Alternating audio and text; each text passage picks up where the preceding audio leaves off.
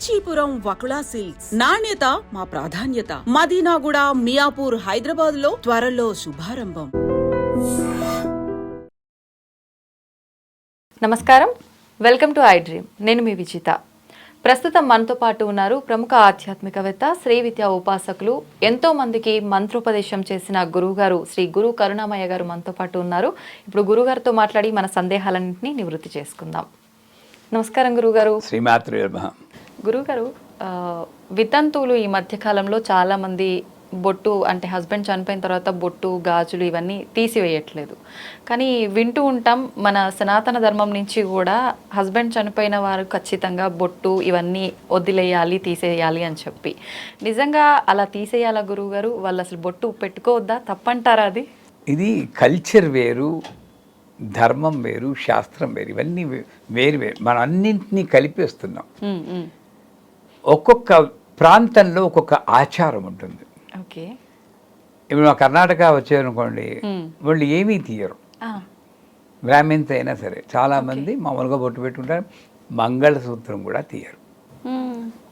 కానీ గురువుగారు, హస్బెండ్తో పాటు వచ్చేది ఒక మంగళసూత్రమే కదా, మిగతా అన్నీ తీయకపోయినా పర్వాలేదేమో అని కొంతమంది అంటున్నారు.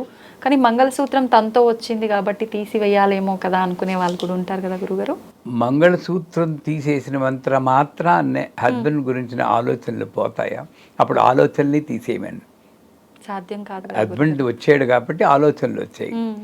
ఆలోచనలు చిహ్నంగా బొట్టు వచ్చింది, ఇది వచ్చింది, ఇది వచ్చింది. నిజంగా చెప్పాలంటే మీరు ఒక ఆంగ్ల సినిమా ఉంది, పంచభూతాల మీద తీసింది ఒక lady director, fire, water, earth అని. మీరు చూసారు కదా. దాంట్లో ఐ థింక్ వాటర్, ఫైర్లో పూర్వకాలంలో ఎక్స్ట్రా మ్యారిటల్ రిలేషన్షిప్స్ ఎక్కువగా ఉండి ఇలా భర్త లేని వాళ్ళని లోకుగా చూసి వాళ్ళని లోబర్చుకుని అలా జీవనం గడిపి రోజులున్నాయి. ఆ టైంలో వీళ్ళను కొంచెం అందవిహీనంగా చేస్తే అట్రాక్షన్ ఉండదు, ఆవిడ రక్షింపబడుతుంది అన్న ఉద్దేశంతో వచ్చి ఉండవచ్చు ఈ రూలు. ఇలా శిరోముండనం చేయడం, గాజులేమి ఫేస్ చూస్తే మరి ఎవరికి ఏమి సేఫ్ అన్నమాట. అందుకోసం వచ్చి ఇప్పుడు దేశకాల పరిస్థితులను బట్టి ధర్మం మారుతుంది. ఇది నేను మీతో ఇలా మాట్లాడుతుంటే కమెంట్ చేసి వాళ్ళు ఇలాగా చేస్తారు. అయినా సరే ధైర్యంగానే చెప్తున్నాను. దేశకాల పరిస్థితి ఒక్కటే గుర్తుంచుకోవాలి, నేను బొట్టు పెట్టుకోవాలా, ఉంచుకోవాలా, తీసేయాలా అన్నది ఆ జీవి యొక్క ఇష్టం. నేను బలవంత పెట్టకూడదు. మానవత్వం లేని ఆచారం నాకు వద్దు. ఇప్పటికీ భర్త పోతే ఆవిడ దుఃఖంలో ఉండగానే తెల్లారుజాముని ఉరి తీయడానికి ఖైదీని తీసుకెళ్తారు. అలాగా తీసుకెళ్ళి అతని చేతి గాజులు వేయించి బద్దలు కొట్టి బొట్టు పెట్టి చెరిపే, ఈ మానవత్వం లేని చిహ్నాలు. కాబట్టి ఏంటమ్మా, ఎక్కడికి వెళ్తున్న రాక్షసులం మనం. ఒక జీవి ఆల్రెడీ బాధపడుతూ ఉంటే ఆచారం అనే పేరుతో చేసి దురాచారమే తప్పితే ఇంకోటి కాదు. వదిలేయండి ఆవిడ్ని, ఏమీ చేయక్కర్లేదు. నువ్వు బొట్టు చెరిపేస్తేనే ఆలోచనలు జరిగిపోతాయా? ఇంకొంచెం బాధ వస్తుంది వాళ్ళకి. ఎటువంటి ఆలోచనలు, ఆ నక్షత్రం బాగోలేకపోతే గదిలో పెట్టేసి కుక్కకు పెట్టినట్టు అన్నం పెట్టారు. మా అత్తయ్య గారికి భరించలేకపోయాం. అసలే బాధలో ఉంటే నువ్వు మనిషిగా ఓదార్చాల్సింది పోయి ఎక్కడొచ్చింది శాస్త్రం? శాస్త్రం కాదు, ఆచారం. అప్పుడు ప్రొటెక్షన్ కోసం పెట్టారు. మరి ఇప్పుడు ఈ కమెంట్ చేసి వాళ్ళు పెద్ద పెద్ద ఇళ్లల్లో, ఓ సినిమా యాక్టర్లో అని, రాజకీయ వాళ్ళ ఇళ్లలో బొట్టు పెట్టి ఏం మాట్లాడరు, ఎప్పుడు కమెంట్ చేయడు. మరి గమనించారు, మన పక్కింటి వాళ్ళు పెట్టుకుంటేనే కమెంట్ చేస్తారు. లోకువ. దాన్ని బట్టి అర్థమవుతుంది నీ మైండ్లో ఉంది కానీ యాక్చువల్గా శాస్త్రంలో ఎక్కడా లేదు. అందుచేత భర్తతో వచ్చింది భర్తతో వెళ్ళిపోవాలి అంటే ఈ దీంట్లో కాదు. మరి ఆ లెక్కన వస్తే ఇప్పుడు ఫారిన్ కంట్రీలు వెళ్ళిన వాళ్ళు మన వాళ్ళు ముందే తీసేస్తున్నారు కదా. మరి వాళ్ళేంటి పూర్వ సువాసనల కింద లెక్క పెట్టాలా? ఇది ఈ రోజుల్లో ఈ ఆర్గ్యుమెంట్ పనికిరాదు. అందుచేత ఆవిడ బొట్టు పెట్టుకోవచ్చా లేదా అన్నది, నేను రాజమండ్రిలో 300 మందికి సువాసిని పూజకి అరేంజ్ చేశాను ఉమ్. త్రిశతి చెబుతూను. ఆ రోజే నాకు జ్ఞానోదయం అయింది.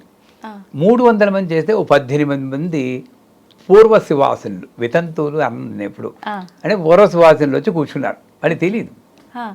నేను అందరికీ దండలేస్తూ పసుపు రాస్తూ వెళ్తున్నాను. తక్కువని నా ముందు ఒక పూర్వ సువాసన ఒక్కసారే మనసు అనింది. మళ్ళీ సర్దుకున్నా, అమ్మవారు నన్ను పరీక్ష పెడుతోంది.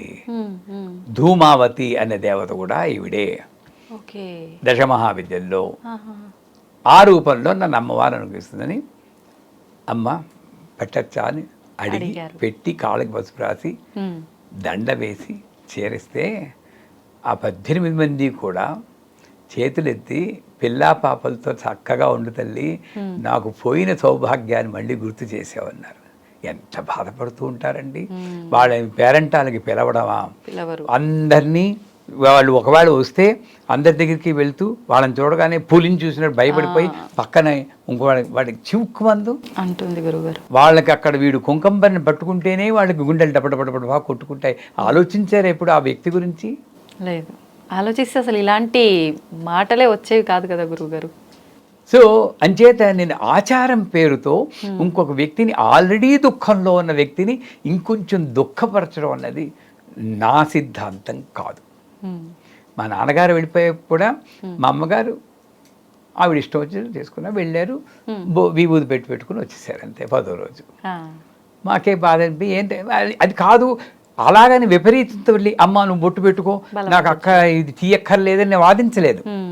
అది వితండమే. అవును, ఆవిడ ఇష్టానికి వదిలేయండి. మీరెవరు ఆవిడ అలంకారం చెరపడానికి కానీ ఇది తీసేయడానికి కానీ? ఆవిడ భర్త గుర్తుతో నేను ఉంచుకోవాలి అని అనుకుంటే, అందుకే మా గురువు గారు బ్రహ్మాండంగా అవి చెప్పారు. ఈ భర్త పోయిన వాళ్ళు ఎదురొచ్చినా సరే, వాళ్ళ ముఖం చూసినా సరే అశుభం అని వాళ్ళు బోల్డ్ మంది ఉన్నారు. వాళ్ళు ఫీల్ అయ్యే వాళ్ళు కూడా చాలా మంది ఉన్నారు గురువు గారు. ఇంట్లోనే ఫాదర్ లేకుండా మదర్ అట్లా ఉండుంటే నమస్కారం చేయడానికి కూడా నాకొద్దు అని చెప్పి పక్కకు జరుగుతుంటారు, ఎదురు రావటం కానీ అన్ని. కూతురు పెళ్లి జరుగుతుంటే తల్లిని రానికుండా ఎంతమంది ఉన్నారమ్మా తల్లి. వాళ్ళకి మా గురుగారు ఒకటి చెప్పేవాడు, పతి లేకపోతేనే కదా ఆ స్థితి. వీళ్ళు కాదు, శరీరం అన్న తర్వాత ఒకటి ముందు వెళ్ళిపోవడం ఒకటి తర్వాత వెళ్ళిపోవడం న్యాచురల్. ఆ జగత్పతితో సంబంధం తెగిపోయిన వాడే వితంతువు. ఆ జగత్పతి వాడితో సంబంధం తెగిపోయి భగవంతుడు లేదు, పూజ లేదు, పునస్కారం లేదు, నాస్తికుడిలా అనుకుంటారు. వాళ్ళ ముఖం చూస్తే ఏమైనా ఒక నెగిటివ్ అనేది రావచ్చేమో కానీ వీళ్ళు ఒకళ్ళు ముందు వెళ్ళిపోవడం వెనక్కి వెళ్ళిపోవడం సహజం. ఎంత చక్కగా చెప్పారండి వితంతు అనే దీనికి. అందుచేత వాళ్ళు బొట్టు పెట్టుకోవచ్చా అన్నది దయచేసి మీరు వాళ్ళ జీవితాల్లో దూరిపోయి వాళ్ళకి అనవసరమైన బాధ కలిగించొద్దు. వారి ఇష్టం, ఇది శాస్త్రం కాదు, ఇది ఆచారమే, దాంట్లో సందేహం లేదు. ఆ లెక్కని ఫారిన్ కంట్రీస్లో ఉన్న వాళ్ళు బొట్టే పెట్టుకోరు అనుకోండి. ఈ భారతదేశంలోనే ఒక ప్రాంతంలో ఒకలా ఉంటుంది, ఇంకో ప్రాంతంలో. వీళ్ళందరూ మన నరకానికి వెళ్ళిపోవాల్సిందేనా? ఎవరు నిర్ణయిస్తున్నాడు నరకమా స్వర్గమా అన్నది? ఏదో ఒక శక్తి. వాళ్ళ పాటికి వాళ్ళని వదిలేస్తే మీ యొక్క ఆచారము ఇంకొక మనిషికి దుఃఖాన్ని కలిగించకూడదు. అదే నా విధం. నిజంగా కరెక్ట్ గురుగారు మీరు చెప్పింది. ప్రతి ఒక్కరు కూడా ఇలా ఆలోచిస్తే వాళ్ళు బాధపడే వాళ్ళ సంఖ్య తగ్గిపోతుంది గురుగారు. నిజంగా చాలా హింస పెడుతున్నాం అమ్మ ఆచారం పేరుతోటి. అట్లీస్ట్ ఇప్పుడైనా. అందుకే ఇవన్నీ ఏంటి, యంగర్ జనరేషన్కి ఒక లూప్ హోల్లా దొరికింది. వాళ్ళు మనల్ని విమర్శిస్తున్నారంటే కారణం కూడా ఉంది. మరి ఇవన్నీ ఇంత పూజలు చేస్తూ ఉంటావు, పక్కన మనిషి బాధలో ఉంటే ఇంకొంచెం బాధ పెట్టేది ఏం పూజ అని అడిగితే మన దగ్గర సమాధానం ఏముంది? లేదు, ఏమీ లేదు. ముందు ప్రేమించడం నేర్చుకుందాం, మనిషిని మనిషిగా చూడడం నేర్చుకుందాం. సహ అనుభూతే సానుభూతి అంటారు. అంటే మీరు ఏ బాధపడుతున్నారో నేను అదే బాధపడితేనే సానుభూతి. అంతేగాని వాళ్ళు పోతే ఇవాళ మంగళవారమే, మంగళవారం పలకరించకూడదు, బుధవారం రావాలి, ఈరోజు నక్షత్రం మంచిది కాదు. ఏంటి సానుభూతి చెప్పడానికి కూడా అయ్యోను ఓదార్చడానికి మంగళవారం మంచిది కాదా? ఎవరు చెప్పాడమ్మా? నోట్లో జీలకర్ర వేసుకోవాలట, లేకపోతే ఇది కూడా తెగిపోతుంటా. ఎంత స్వార్థం, ఎంత సంకుచిత మనత్వంతో బాధపడుతున్నావు చూడండి. అంటే ఆ పోయిన ఆవిడకి జలసీ ఉంటుంట. నా భర్త పోయాడు, నీకు మాత్రం మంగళసూత్రం టప్పుమని తెగిపోతుంది. సినిమాల్లో చూస్తారు కదండి. మనస్సు కల్మషం అయిపోయిందమ్మ మనకి. నిజంగా ఎవరు ఆలోచిస్తారు గురుగారు అంత ఘోరంగా? నిజమే. మా మామగారు వెళ్ళిపోతే మా అమ్మ అక్కడి నుండి మా వీల్ చైర్లో వచ్చారు. మా అత్తగారు, అయ్యో మీరు ఎలా వచ్చారండి అత్తయ్య గారు, వదిన గారు మీరు రాకూడదు కదా అన్నారు. అమ్మ వయసు మళ్ళీ వాళ్ళు ఎప్పటికైనా పోవాల్సిన వాళ్ళే, నువ్వు కష్టంలో ఉంటే ఓదార్చకుండా ఎలా ఉంటాను తల్లి అన్నారు. దాని తర్వాత 10 ఏళ్ళు బతికారు మా వాళ్ళు. కానీ ఆవిడ పలకరించకూడదని మిగతా వాళ్ళు ఉన్నారు కదా మా చుట్టాలనే, వాళ్ళు ఉన్నవాళ్ళు కరెక్ట్గా 6 నెలల్లో 2 చచ్చిపోయారు. ఇప్పుడు చెప్పండి, మానవత్వం గొప్పదా, ఈ ఆచారం గొప్పదా? మనిషిని బాధ పెట్టకూడదు, అంతే నా ఆన్సర్. నిజమే గురుగారు, ఒకరిని ఇబ్బంది పెట్టడం అనేది కరెక్ట్ కాదు. నిజంగా చక్కగా వివరించారు గురుగారు, అద్భుతంగా, చక్కగా కూడా తక్కువే. ధన్యవాదాలు గురుగారు. శ్రీమాతుడు.